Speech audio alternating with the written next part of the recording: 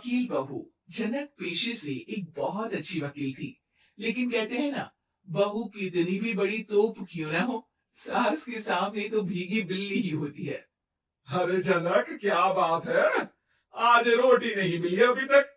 ये तेरा कोर्ट नहीं है जो आज फैसला ना हुआ तो कल की तारीख मिल जाए। रोटी तो रोज वक्त में चाहिए। हाँ।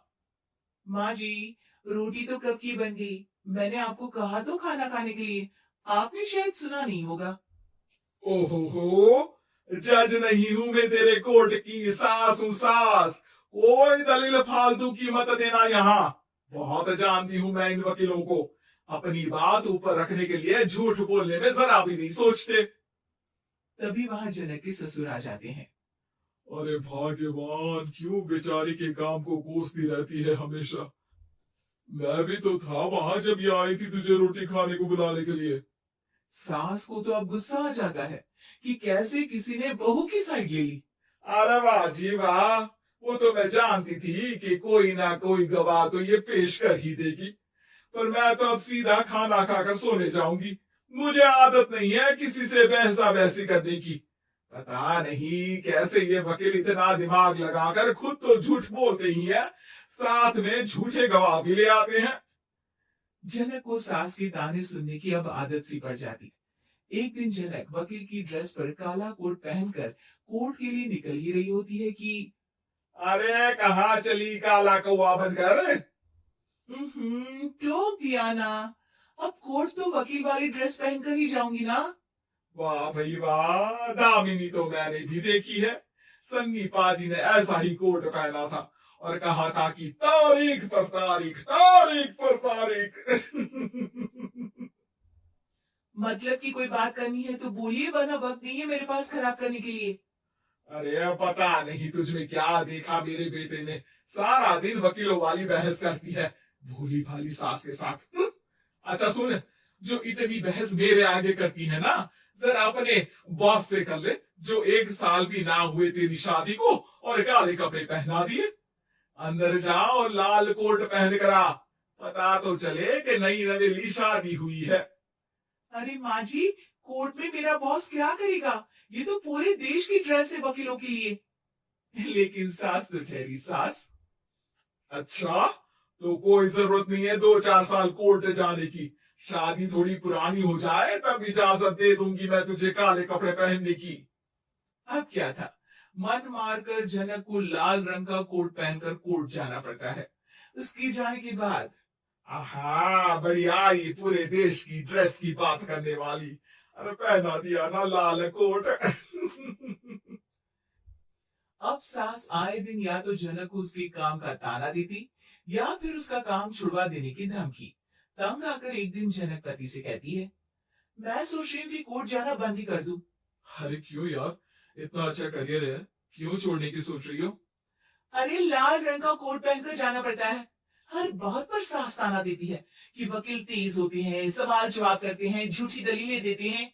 अरे तो ठीक है ना, वो जो कहती है अपनी समझ से कहती है, लेकिन तुमको तो पता है ना कि सच्चाई क्या है। जनक को पति की बात से हौसला मिलता है कि तभी घर पर कुछ लोग आ जाते हैं। अरे ये पंच साहब कैसे आना हुआ? अरे भाई साहब, सुना है कि आपकी बहू वकील है। तभी वहां सास आ जाती है। हाँ है तो, लेकिन क्या हुआ? फिर कहीं बहस कराई क्या? अरे हम तो खुद दुखी है उसके व्यवहार से। अरे भाभी जी, आपको तो पूरा मोहल्ला जानता है कि आप कितना बोलती है। फिर हम यहाँ बहू रानी की कोई शिकायत नहीं, बल्कि अपनी परेशानी लेकर आए हैं। ससुर जी खुश हो जाते हैं। हाँ हाँ, मैं भी बहू को बुलाता हूँ। जनक वहां आती है, सबको नमस्ते करके बैठ जाती है। बहू रानी, हमारे गांव में बड़ी मुसीबत आ गई है। अब तो पूरे गांव की जिम्मेदारी मानो तुम्हारे कंधों पर है। अरे ना ना, इससे तो घर की जिम्मेदारी पूरी नहीं होती, ये गांव की जिम्मेदारी क्या लेगी?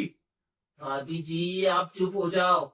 यहाँ पढ़े लिखे लोगों की बात हो रही है। आप जाओ, जरा रसोई से सबके लिए चाय लेकर आओ। मैं कॉफी लूंगी।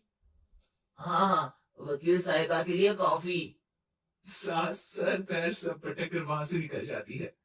बहू, गांव में पानी नहीं आ रहा है। पड़ोसी राज्य ने हमारा पानी रोक रखा है।